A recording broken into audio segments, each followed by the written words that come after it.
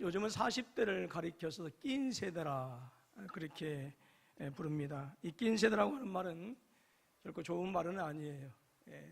이것은 40대의 그 고통을 대변해 주는 말입니다.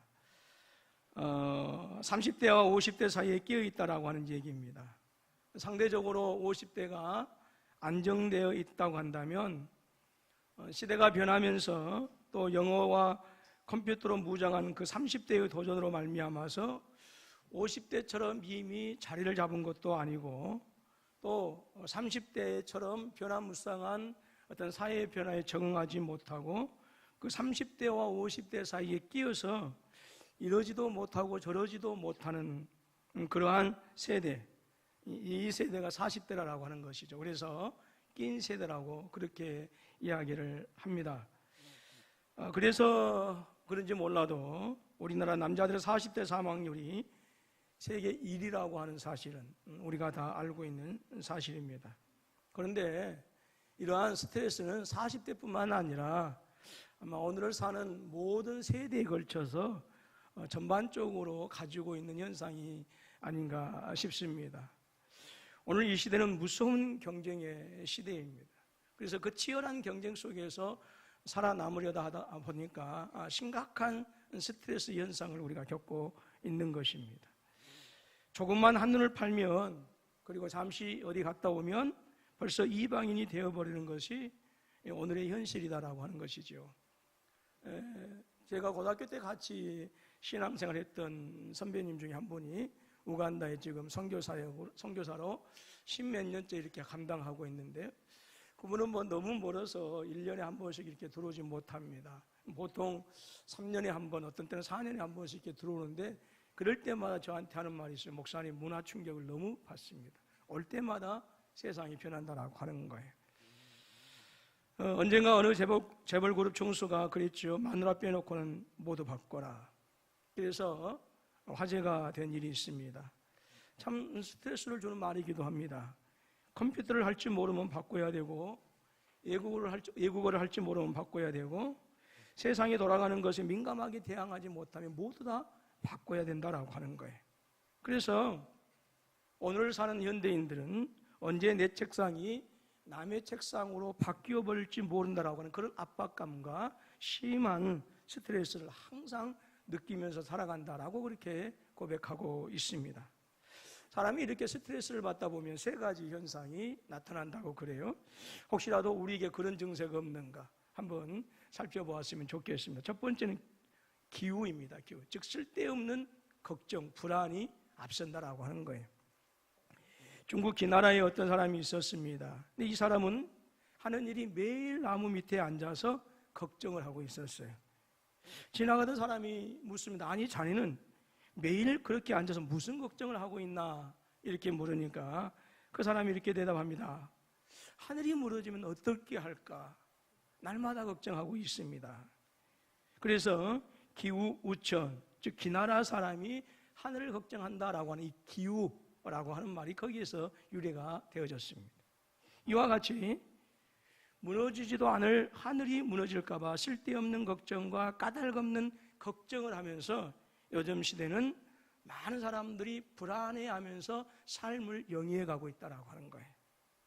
오늘 저와 여러분들 가운데요, 특별한 이유도 없으면서 잠자리에 들어가기 전에 이런 걱정 저런 걱정을 하고 있다고 한다면 혹시 내 안에 그런 불안의 어떤 현상이 자리하고 있지 않는가 한번 점검해 볼 필요가 있습니다. 두 번째로 스트레스를 심하게 받으면 좌절이라고 하는 현상이 나타난답니다. 이것은 어떤 일에 대해서 항상 부정적인 방향으로만 생각하는 거예요. 여러분 모든 일에는요 양면성이 있습니다. 해가 뜰 때가 있고 비가 올 때가 있어요. 그런데 이러한 그 일들에 대해서 언제나 부정적인 면만 확대해서 생각하시는 그런 분들도 있습니다. 어떤 어머니에게 두 아들이 있었습니다.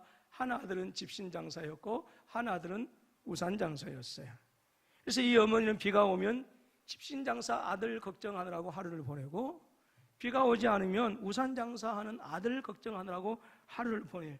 그렇게 평생을 걱정하다가 죽었다라고 하는 이야기가 있습니다. 혹시 우리 가운데도 항상 무엇이든지 부정적으로 생각하는 것이 있다고 한다면 혹시 내 안에 이런 좌절 증세가 나타나고 있지 않는가 하는 거예요. 세 번째로 스트레스를 받으면 어떤 현상이 나타나냐? 그 안에 끊임없는 갈등의 현상들이 나타난다고 하는 거예요. 우리가 사는 이 세상은요, 언제나 선택을 강요하고 있습니다. 아주 어렸을 때 TV에서 나오는 그 전자제품에 대한 광고가 있었어요. 순간의 선택이 10년을 좌우합니다. 예. 어떤 분들은 아내하고 살면서 끊임없이 내가 선택을 잘못했는가 갈등 속에서 살아가요. 어제 잠깐 TV를 보니까 어떤 유명한 한의사가 결혼 20몇 년째가 됐는데 아직도 이혼을 못하고 있습니다. 그렇게 이야기한 것을 들었습니다. 그런데 이번 주 부활주일에 세례를 받아가지고 이제 이혼도 못하게 돼 있습니다 라고 그렇게 얘기를 하더라고요. 혹시 젊은 날의 선택을 후회하고 계십니까? 여러분, 우리는 살아가면서 언제나 무엇을 선택해야 하는 것인가, 그리고 내게 있어서 유리한 것이 무엇인가를 늘 생각하면서 선택해야 하는 그런 강박관념에 현대인들은 사로잡혀 있다라고 하는 거예요. 그래서 끊임없이 갈등 속에서 살아간다라고 하는 거예요. 오늘 본문 시편 55편을 보게 되어지면 그러한 사람을 우리가 볼 수 있어요. 어떤 사람입니까? 다윗입니다. 다윗에게도 예외 없이 그에게도 불안함이 있었고, 그리고 갈등이 있었고, 그리고 걱정이 가득했던 모습을 보게 되어집니다. 시편 55편은 이제 다윗이 도망다니면서 지은 시입니다. 누구한테서 도망다니느냐? 자신이 가장 사랑하던 압살롬 때문에 도망을 다니고 있어요. 정말 생명처럼 귀하게 여겼던 압살롬이거든요. 근데 그 아들이 어느 날 갑자기 아버지를, 왕의 자리를 탐내면서 아버지를 향해서 배반의 칼을 들이댑니다. 그래서 도망다니면서 지은 시가 시편 55편의 노래입니다. 압살롬은 아버지 다윗의 왕위를 빼앗기 위해서 헤브론이라고 하는 곳에서 4년 동안 아주 치밀한 반란의 계획을 세우게 되어집니다. 우선 백성들의 마음을 자기에게로 돌리기 위한 계략을 꾸몄어요. 누군가가 왕에게 재판을 해달라고 오게 되어지면 도중에 압살롬은 자기가 신뢰하는 신하를 보내가지고 그 사람을 데리고 왔어요. 그 사람이 자기의 신하, 압살롬의 신하가 왕에게 가고 있는 백성들을 어떻게 얘기했느냐? 왕에게 가보아야 소용없다. 왕은 너 같은 사람 상대해 주지도 않아. 너 같은 사람에게는 관심도 없어. 네 얘기 들어주지도 않아. 그 대신에 왕자 압살롬에게 가보아라. 압살롬은 내 말을 아주 잘 들어줄 것이다. 이렇게 꼬드겨서 사람들을 압살롬에게로 데리고 옵니다. 그러면 압살롬은 너무 반가운 듯이 앉아있던 자리에서 일어나서 그에게 마주 나갑니다. 그리고 그에게 입을 맞추었어요. 여러분, 왕자가 자기를 붙들고 입을 맞추니 이처럼 황송할 때가 어디 있겠습니까? 그래서 백성들은 압살롬은 참 괜찮은 사람이야. 정말 우리 백성들의 마음에 가려운 것을 긁어주는 사람이야. 그 사람은 우리를 존중해줘. 그 사람은 왕자라고 뽐내지도 않아. 왕자라고 거만하지도 않아. 너무 우리의 길을 귀담아 들어주는 사람이야. 이 사람이 우리의 왕이 되어지면 우리는 평안하게 또 화평하게 살아갈 수 있을 거야 라고 하는 마음을 품게 되어집니다. 압살롬은 이렇게 백성들의 마음을 사로잡았는데 성경은 이 사건을 가리켜서 이스라엘 사람의 마음을 압살롬이 훔치니라 라고 그렇게 이야기합니다. 여러분, 우리는요, 우리 성도들의 마음들이 하나님에게로 향할 수 있어야지 목사라고 하는 직분을 이용해서 또 여러 가지 많은 직분을 위해서 성도들의 마음을 훔치면 안 돼요. 아멘 하세요? 아멘 하세요. 이 목사의 직분은 사람들의 마음을 훔치는 것이 직분이 아니라 사람들의 마음을 누구에게로 향하는 게 하는 거예요? 하나님에게로 하는 거예요. 하나님에게. 근데 압살롬이 백성들의 마음이 아버지 다윗에게로 향하게 해야 되는데 뭐 하는 거예요? 자기에게로 향하게. 즉 백성들의 마음을 훔쳐버렸다 그 말이. 이렇게 4년 동안 힘쓰고 있어서 백성들의 민심을 자기의 것으로 만들어버리고 맙니다. 그리고 드디어 때가 되어지니까 쿠데타를 일으켜서 예루살렘에 있던 아버지 다윗을 죽이려고 예루살렘으로 군대를 동원했습니다. 이 소식을 들은 다윗은 급히 일어나 도망칠 수밖에 없었어요. 사무엘하 15장은 다윗이 도망가는 모습을 아주 적나라하게 우리에게 그려주고 있는데요. 다윗이 감람 산길로 올라갈 때에 그의 머리를 가리우고 맨발로 울며 가고 그랬어요. 그 머리가 흐트러진 채로, 그리고 신발을 신지 못한 채로 다급하게 도망가고 있어요. 다윗이 누굽니까? 어린 시절 맨손으로 그 유명했던 블레셋 장수 골리앗을 무너뜨려서 그래서 나라를 구한 영웅이었습니다. 더욱이 다윗이 왕이 되어져서는 주변 나라의 모든 세력들을 굴복시켰어요. 다윗이 왕이 되기 전까지는 고대 근동에서 가장 연약한 나라가 유대였습니다. 그래서 블레셋에, 그리고 암몬과 모압, 미디안, 에돔, 때로는 이 남쪽 애굽의 수탈의 대상이었고 약탈의 대상이었어요. 그런데 다윗이 왕이 되면서부터 이스라엘의 국력이 강력해지기 시작해서 드디어는 고대 근동 이스라엘 주변의 모든 나라들을 굴복시키고 그들로부터 조공을 받는 나라로 변화되어집니다. 당시 세상에서 가장 막강한 제국을 이루었던 다윗이었어요. 그런데 이 다윗이 지금 아들의 칼을 피해서 겨우 목숨을 건지기 위해서 머리가 흐트러진 채로, 그리고 지금 맨발로 황급하게 도망가고 있어요. 그뿐만이 아닙니다. 지금까지 다윗을 위해서 함께 전쟁터에서 목숨을 걸고 싸웠던 그 부하들마저도 다윗을 배반하고 압살롬 편에 서서 지금 자기를 죽이려고 지금 달려들고 있어요. 한 번은 다윗이 중병에 걸려서 중한 병에 들어서 누워 있었습니다. 근데 아주 다윗의 절친한 부하 한 사람이 와서 다윗을 위로합니다. 시편 41편은 이렇게 얘기합니다. 내가 신뢰하여 내 떡을 먹던 나의 가까운 친구로다 라고 표현합니다. 고대 사회에서 왕과 함께 떡을 먹었다, 그런 식탁을 같이 했다라고 하는 것이, 그건요 대단한 특권이고 왕과 특별히 친했던 아주 막역한 사이였다라고 하는 것을 얘기해요. 이 사람이 왕이 병이 들었다라고 하는 얘기를 듣고 병문안 옵니다. 그러면서 위로하고 반드시 하나님께서 회복시키실 것입니다. 한번 힘을 내십시오. 그리고 일어서십시오. 다시 한번 당신 같은, 이 나라에는 당신 같은 왕이 필요합니다 라고 이렇게 위로하고 돌아갔어요.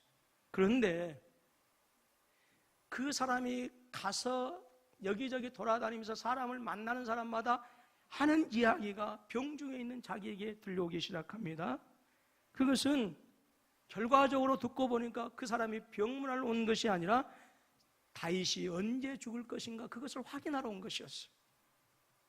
이제 다윗은 악한 병이 들었으니 다시는 일어나지 못할 것이다 라고 이렇게 소문을 내고 다니는 것이었습니다. 그래서 다윗은 오늘 본문 20절에서 그는 손을 들어 자기와 화목한 자를 치고 그의 언약을 배반하였도다. 그의 입은 우유 기름보다 미끄러워도 그의 마음은 전쟁이요 그의 말은 기름보다 유하나 실상은 뽑힌 칼로다 하였습니다.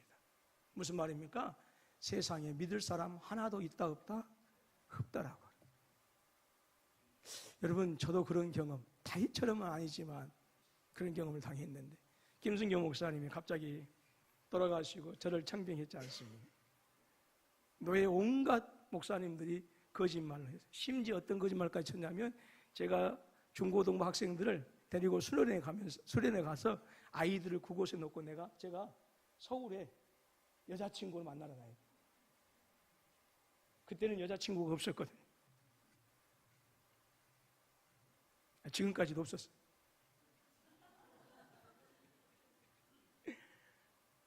근데 제 친구들은 안 믿을 줄 알았어요. 네, 세상의 친구들까지 믿고 같이 빛나더라. 그리고 군포서북교회 담임 목사로 들어오기 위해서 저를 모함하고, 이걸 제가 언제 알았느냐? 저하고 가장 절친했던 친구가 37에 하나님 품에 안겼어요. 그 친구가 저를 만나서 한번 우리 노예, 그때 그 친구들이 그랬다라고 저한테 얘기를 해요. 그래서 알았어요. 네. 여러분, 친구 너무 믿지 마요. 돈 빌려준 사람 보면 다 친구들한테 돈 빌려주고 뛴 사람들. 오늘 읽은 본문 바로 앞에 보면 13절 이하에도요, 이렇게 말씀합니다. 그는 곧 너로다. 나의 동료, 나의 친구요, 나의 가까운 친구로다. 우리가 같이 재미있게 의논하며 무리와 함께하여 하나님의 집안에 다녔도다. 함께 기도하고 함께 예배하고 함께 찬양했던 믿음의 동료였어요. 전쟁터에서 적군이 치면 방어해주고 같이 막아주고 같이 싸웠던 그런 친구였어요. 그런데 이렇게 서로 다정하게 지냈던 그 가까운 친구가 자기 자신, 즉 다윗을 배신하고 말았다는 거예요. 얼마나 다윗이 충격을 받았겠습니까? 말할 수 없는 고통 가운데 있었습니다. 생명처럼 소중하게 여겼던 그 아들에게서 배신을 당했습니다. 목숨을 같이 했던 부하들에게서 배신을 당했어요. 그래서 왕의 자리에서 쫓겨나서 지금 광야를 헤매는 그런 신세가 되어버리고 말았습니다. 여러분, 몇몇 분이 광야를 보셨지만 그 광야가 어떤 곳이던가요? 언제 어디서 압살롬의 부하들이 나타나서 목에 칼을 들이댈지 모르는 그런 상황입니다. 오늘 하루의 삶을 장담할 수 없는 그런 상황 가운데 빠지게 되었어요. 이로 말할 수 없는 불안, 이로 말할 수 없는 좌절, 갈등이 다윗 안에 가득하게 되었습니다. 그래서 다윗은 18절에서 이렇게 고백합니다. 나를 대적하는 자 많더니 나를 치는 전쟁에서 그가 내 생명을 구원하사 평안하게 하셨도다. 상황은 아직 끝나지 않았어요. 압살롬은 여전히 기세등등하여 아버지를 죽이기 위해서 이리저리 군사들을 보냅니다. 그러나 다윗은 그렇게 얘기합니다. 그가 내 생명을 구원하사 평안하게 하셨도다. 여러분, 이 고백이 미래형이 아니라 과거 완료형으로 되어 있어요. 하나님께서 나를 평안하게 하실 것이다 라고 하는 것이 아니라 이미 과거에 이러한 사건처럼 확실한 것처럼 하나님께서 나를 평안하게 하셨다라고 하는 거예요. 이미 하나님께서 자기를 구원해 주셨다라고 하는 거예요. 그 이유가 무엇입니까? 16절에서 이렇게 말씀합니다. 나는 하나님께 부르짖으리니 여호와께서 나를 구원하시리로다. 하나님께 기도했다라고 하는 거예요. 나는 하나님께 기도했으니 이제는 하나님께서 내 모든 삶을 책임져 주실 것이고 보호하실 것이고 인도하실 것이다 라고 하는 거예요. 그래서 하나님께서 나를 평안하게 하셨다라고 하는 그 사실을 뭐예요? 앞으로 일어날 일이 아닌 이미 일어난 사건으로 표현하고 있는 거예요. 저녁과 아침에 정오에 내가 근심하여 탄식하리니 여호와께서 내 소리를 들으시리로다. 내가 이렇게 간절히 하나님께 기도하는데 하나님께서 안 들어주실 리가 있겠느냐라고 하는 거예요. 마가복음 11장 24절에서도 주님께서 우리에게 이렇게 말씀하시고 우리에게 힘을 주시고 있습니다. 그러므로 내가 너희에게 말하노니 무엇이든지 기도하고 구하는 것은 받은 줄로 믿으라. 이미 받았다라고 하는 거예요. 그러면 그 믿음대로 되리라 그랬어요. 우리가 구하는 것을 이미 받은 줄로 믿고 그렇게 부르짖고 그렇게 기도하라라고 하는 거예요. 그러면 우리가 믿은 대로 될 것이다라고 하는 바로 주님의 약속입니다. 여러분, 이 믿음이 저와 여러분 가운데 함께 하실 수 있기를 주님의 이름으로 축원합니다. 하나님께 기도했으면 하나님께서 들으신 걸로 믿으시기 바랍니다. 하나님께 기도했으면 하나님께서 이미 성취하시고 이루신 일로 믿으실 수 있기를 주님의 이름으로 축원합니다. 이것이 믿음이에요. 요한복음 11장에 보게 되어지면 예수님께서 죽은 나사로의 무덤 앞에서 기도하시는 모습을 보게 되어집니다. 이렇게 기도하십니다. 아버지여, 내 말을 들으신 것을 감사하나이다. 들으실 것이 아니라 들으신 것을 감사합니다. 언뜻 이해가 되지 않는 말씀입니다. 지금 나사로는 죽어 있습니다. 무덤에 갇혀서 시체 냄새가 진동하고 있어요. 그런데 예수님께서는 이런 나사로를 앞에 두고 아버지여, 내 말을 들으신 것을 감사합니다. 네, 이 기도를 마치시고 나사로를 부르셨을 때에 죽었던 나사로가 무덤에서 붕대에 동인 채로 나왔어요. 오늘 저와 여러분에게도 간절한 소원이 있는 줄로 믿습니다. 정말 하나님 이것만큼은 꼭 들어주셔야 돼요. 하나님, 이게 없으면 나는 안 돼요. 내 인생에 정말 이것은 필요해요 라고 하는 간절한 소원이 있을 거예요. 그렇다고 한다면 여러분, 하나님 앞에 나아가서 다시 한번 그것을 하나님 앞에 내려놓고 기도하시고 하나님께 부르짖을 수 있기를 주님의 이름으로 축원합니다. 그리고 이미 이루어진 것을 믿고 감사하십시오. 무엇이든지 기도하고 구하는 것은 받은 줄로 믿으라. 그리하면 너희가 구하는 대로, 너희가 믿은 대로 그대로 되리라. 민수기 23장 19절에서 말씀합니다. 하나님은 사람이 아니시니 거짓말을 하지 않으시고 인생이 아니시니 후회가 없으시도다. 어찌 그 말씀하신 바를 행하지 않으시며 하신 말씀을 실행하지 않으시랴. 하나님은 인생이 아니시기 때문에 헛된 말이 없으시다라고 하는, 하나님은 사람이 아니기 때문에 그 했던 말을 번복하지 않는다라고 하는, 하나님께서 말씀하신 것은 반드시 성취하신다라고. 다윗은 이 믿음이 있었던 거예요. 나는 지금 말할 수 없는 형편 가운데 비록 사랑하는 아들에게 쫓기는 비참한 형편에 있지만 하나님께서는 다시 나를 회복시키실 것이다, 다시 나를 왕의 자리에 앉히실 것이다 라고 하는 이 믿음이, 그런 광야를 방황하면서도, 그리고 모든 대적들로부터 모함을 받고 쫓기면서도 이 믿음이 사라지지 않았어요. 마치 내일 다시 태양이 떠오르는 것을 확신한 것처럼 그렇게 확신하고 있었어요. 모든 사람들이 다 나를 배신하고 나를 죽이려 하여도 하나님께서는 나의 대적들을, 나의 원수들을 물리치시고 내 생명을 구원해 주실 것이다 라고 하는 그 믿음, 바로 그것이 다윗의 믿음이었습니다. 다윗이 이런 믿음을 갖게 된 이유가 무엇입니까? 기도했기 때문입니다. 나는 하나님께 부르짖으리니 여호와께서 나를 구원하시리로다. 기도를 통해서 이 믿음을 다윗은 가질 수가 있었던 거예요. 선교사님들이 우리나라에 와서 처음으로 선교하시던 그 선교 초창기에 있었던 이야기입니다. 어떤 미국 선교사님이 전도를 하러 다니는데 워낙에 교통이 불편해서 미국에서 지프차 한 대를 들여왔어요. 그래서 차를 타고 여기저기 전도를 하러 다니는데 한 번은 시골길을 가는데 할머니 한 분을 만나게 됩니다. 허리가 구부러진 할머니가 머리 위에는 잔뜩 짐을 지고 걸어가고 있었어요. 그래서 이 선교사님은 차를 세우고 할머니에게 타시라고 했습니다. 할머니가 사양을 합니다. 그럼에도 불구하고 선교사가 하도 권하는 바람에 고맙다고 하고 차에 올라 타셨어요.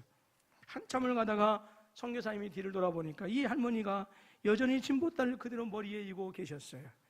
선교사가 할머니 무거운데 왜 그 짐을 지금도 여전히 머리에 이고 계세요? 라고 이렇게 물으니까, 이렇게 하니까 할머니가 대답합니다. 아니 차를 태워준 것도 고마운데 어떻게 짐보따리까지 염치도 없이 내려놓아요?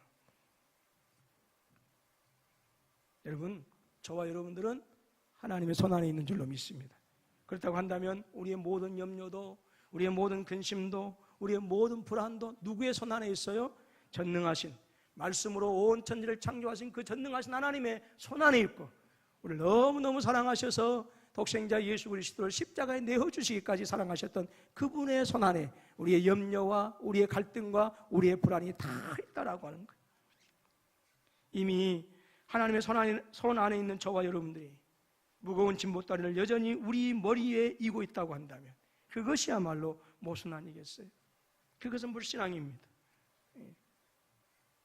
어떻게 그런 것까지 기도해요? 마치 선하고 아름답고 의로운 것 같지만 아니에요. 이건 불신앙이에요. 불신앙. 저와 여러분들이 주님과 동행하고 그래서 하나님 안에 사는 믿음의 사람들이 분명하다고 한다면 염려하고 근심하는 여러분들의 짐을 하나님께 내려놓으실 수 있기를 주님의 이름으로 부탁합니다. 그것이 무엇이든지 상관이 없어요. 내 기업의 문제이든지 간에, 내 자녀의 문제이든지 간에, 사업의 문제이든지 간에 상관이 없습니다. 어느 시대이든지 간에 여러분 문제가 없습니다. 아무리 불황을 겪는 시기이든지 간에, 아무리 힘들고 어려운 시기이든지 간에 그것은 상관이 없어요. 왜요? 우리 하나님은 전능하신 하나님이시기 때문에 그렇습니다.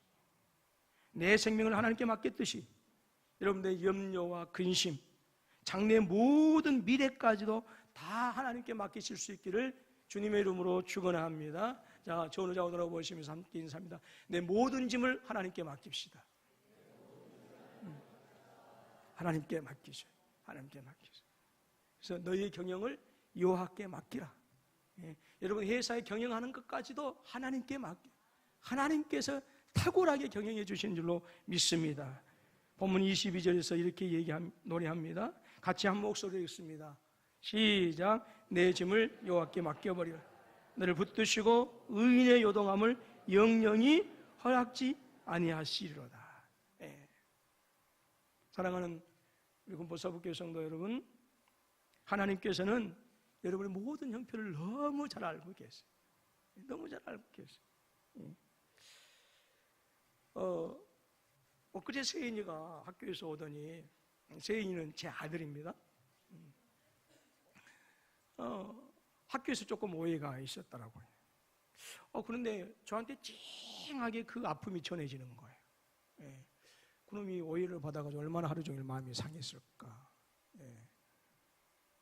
물론 20살이 됐지만 여전히 저한테는 어린 아이거든요. 예. 뭔 일 하면, 무슨 일을 하면 저도 잘 못하지만 저놈은 어떻게 그 일을 할 수 있을까라는 생각이 들 정도 여전히 저한테는 어린 아이로 보여요. 덩치는 저보다 더 크지만. 근데 우리 하나님께서 그러신다라고. 제가 하나님께서도 그러시고, 하나님께 우리의 아픔, 우리의 염려를 성경에 보니까 예수님께서 다 체휼하셨대요. 그러니까 우리의 아픔과 불안과 염려를 우리 주님께서 그대로 뭐 하시는 거예요? 아시는 거예요. 그러니까 우리가 아파할 때 주님도 같이 아파하셔요. 우리가 근심할 때 내 근심을 주님께서 대신 같이 함께 하셔요. 여러분, 우리 하나님은 그런 하나님이신 줄로 믿습니다. 여러분, 그렇기 때문에 여러분의 모든 짐을 하나님께 맡기실 수 있기를 주님의 이름으로 축원합니다. 애새끼들이 말을 안 들으면 그것도 하나님께 맡겨버려요. 혹시라도 부인이 말을 안 들으면 그 부인도 하나님께 맡겨버려요. 어떻게 하겠어요? 남편이 말을 안 듣습니까? 남편까지도 하나님께 맡겨버려요. 다만 죽이든지 살리든지 하지 마시고 살리든지라고 이렇게 하십니다. 맡기시기를 주님의 이름으로 축원합니다. 내 짐을 내게 맡겨라. 주님께서 우리를 초청하신 이유가 있어요. 우리의 짐을 져주시기 위해서 우리를 초청하시는 거예요. 여러분, 믿음이 무엇입니까? 나의 짐을 하나님께 맡기는 거예요. 여러분, 우리의 짐을 하나님께 맡기지 못하면 우리의 영적인 삶은 얼마 가지 않아서 지치게 됩니다. 피곤합니다. 그리고 주저앉게 되어져요. 우리가 우리의 짐을 하나님께 맡기지 않으면 하나님께서 주시는 천국의 부유함과 기쁨과 즐거움, 구원의 은혜를 절대로 온전히 누리지 못하는 거예요.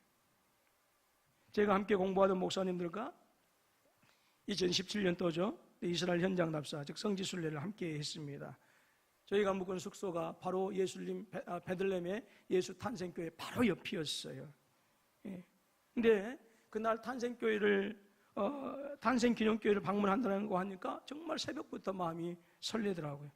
그런데 탄생교회로 출발하는 그 순간부터 짜증이 나고 신경질이 났습니다. 이스라엘 박선미 선교사님에게 주려고 가지고 간 그것 때문에 그랬어요. 선교사님, 제가 이때 가는데 뭐 필요하십니까? 했더니 된장도 필요하고요, 뭐 고추장도 필요하고요, 떡도 가지고 오시고요, 별것을 다 시키시더라고요. 캐리어 하나에 20kg가 넘은 것을 쌌어요.